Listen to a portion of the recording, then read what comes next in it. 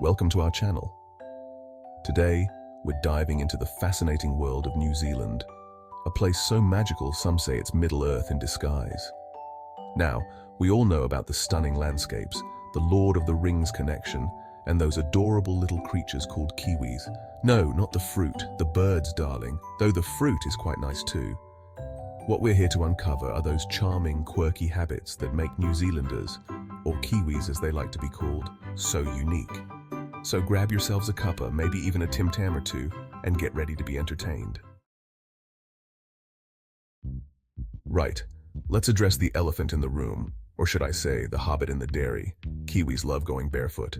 Supermarkets, schools, even the occasional trip to the pub. With such lush green grass underfoot, who needs shoes? It's all about that connection to nature. Bare feet are far cleaner than some shoes. Bare feet symbolize the laid-back Kiwi lifestyle. Why bother with shoes when you can wiggle your toes in the grass? Speaking of footwear, or lack thereof, we can't forget the iconic Jandals. Now you might call them flip-flops or thongs, but in New Zealand, they're Jandals, darling, and they're practically a national treasure. These rubber-soled, toe-exposing wonders are the go-to footwear for almost every occasion. Going to the beach, Jandals. Nipping out to the shops, Jandals. Attending a barbecue with friends, Jandals, darling, obviously. They're comfortable, practical, and let's be honest, quite fashionable in a casual Kiwi kind of way. You'll find Jandals in every color under the New Zealand sun, from classic black to bright pink adorned with Kiwi birds, because why not? And don't even get me started on the tan lines. But Jandals are more than just footwear. They're a symbol of the Kiwi summer, of carefree days spent at the beach, of barbecues with friends and family. They represent that laid-back, relaxed attitude that New Zealanders are known for. So if you ever find yourself in New Zealand, do as the Kiwis do and slip on a pair of Jandals. Your feet will thank you for it. Now let's talk about the Kiwi can-do attitude, or as they like to call it, DIY or die.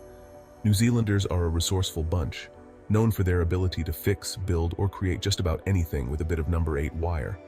That's their duct tape, darling, but 1,000 times more useful. Got a leaky tap? Don't call a plumber. YouTube it and fix it yourself. Need a bookshelf? Grab some wood and get hammering. This DIY spirit is deeply ingrained in the Kiwi psyche. It's a legacy of their pioneering past, of having to rely on their own ingenuity and resourcefulness to overcome challenges. And let me tell you, it's a breath of fresh air. Forget calling in the professionals for every little thing.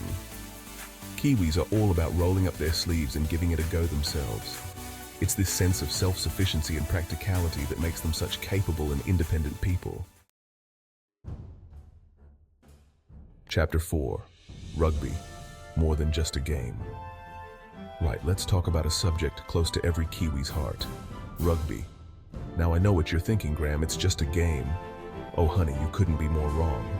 In New Zealand, rugby isn't just a game, it's a religion, a way of life, a national obsession. From the moment they can walk, Kiwi kids are practically born with a rugby ball in their hands. And speaking of the All Blacks, they're not your average rugby team. They're legends, warriors, practically demigods. And that Haka, it's enough to send shivers down your spine. Rugby is deeply ingrained in the fabric of New Zealand society. Every town has its local rugby club, a place where people come together to support their team.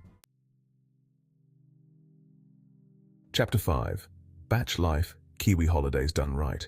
Now let's talk holidays, darling, or as the Kiwis say, let's go to the bark. A bark, you see, is not your average holiday home. It's a quintessential Kiwi institution, a humble abode often found on the coast, passed down through generations of families. Think charming, rustic, and a little rough around the edges. We're not talking luxury villas with infinity pools here, darling, no. A bark is all about simplicity, about disconnecting from the hustle and bustle of life and reconnecting with nature and loved ones. Imagine this. You wake up to the sound of waves crashing on the shore, the smell of salt air filling your lungs. You spend your days swimming, fishing, building sandcastles with the kids, or simply relaxing on the porch with a good book. In the evenings, you gather around a bonfire, sharing stories and laughter under a star-filled sky. It's the epitome of Kiwi relaxation, a chance to escape the pressures of modern life and embrace a simpler, more connected way of being.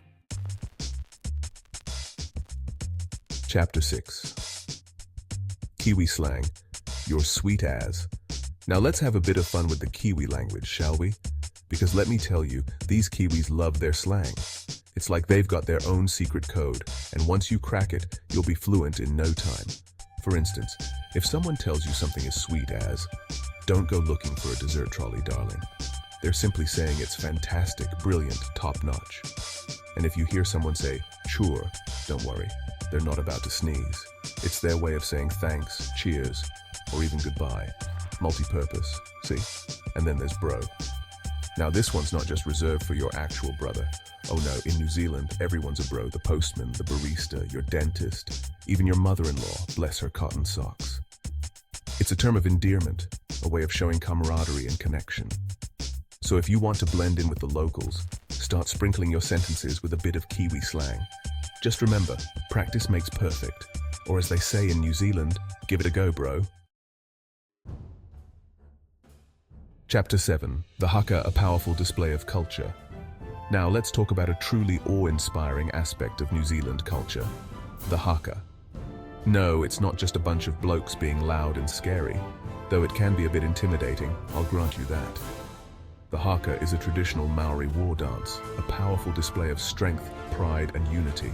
It's performed at important ceremonies, celebrations and sporting events. And let me tell you, it's a sight to behold. Imagine this. A group of warriors, their faces contorted in fierce expressions, their bodies moving in perfect unison, stomping their feet, slapping their thighs, and chanting with such intensity it sends shivers down your spine. It's a truly spine-tingling experience, one that stays with you long after the performance is over. But the Haka is more than just a dance.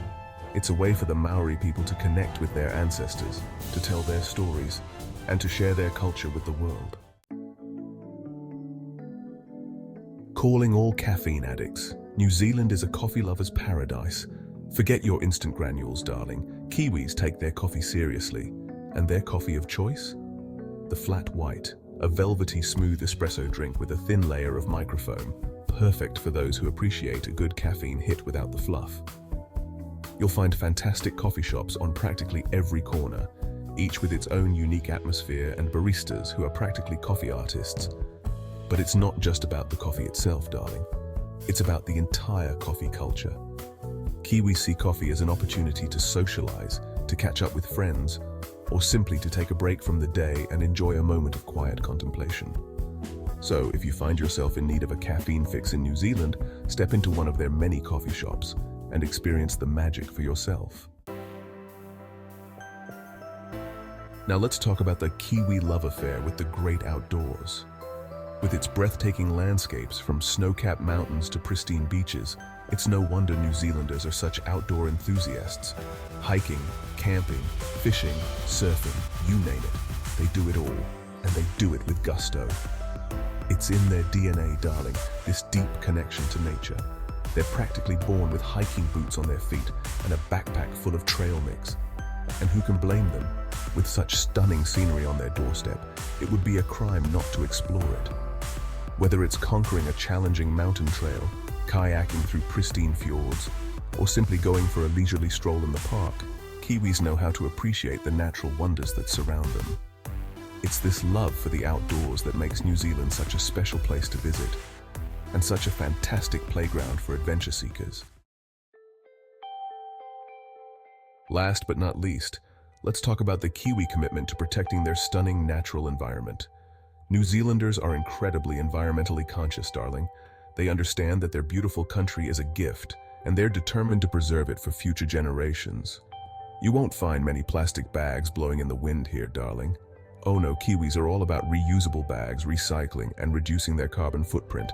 They're passionate about conservation, protecting their native wildlife, and preserving their pristine landscapes.